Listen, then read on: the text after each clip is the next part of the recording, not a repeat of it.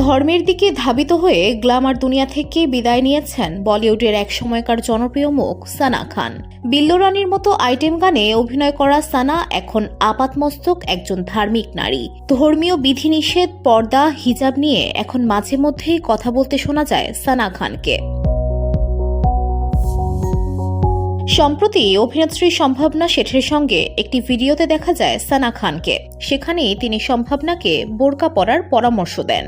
জানা যায় একটি ভিডিও সামনে এসেছে সাজঘরের, সেখানে রূপটানে ব্যস্ত সম্ভাবনা, পরনে তার কুর্তি ও লেগিংস, সানা পরছেন বোরকা।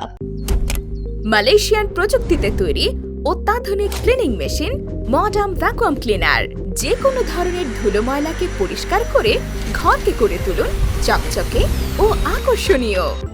Modem, brand of luxury.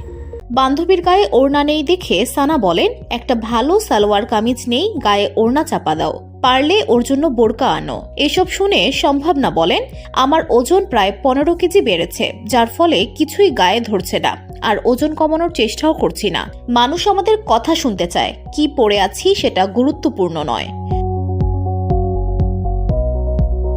দুই তারকার এই আলোচনার ভিডিও নেট দুনিয়াতেও ছড়িয়ে পড়েছে, যেখানে অনেকেই সানার সঙ্গে একমত হয়েছেন, আবার কেউ কেউ পোশাককে নিজের ব্যক্তিগত স্বাধীনতা বলে মন্তব্য করেছেন। VOD Bangla news desk.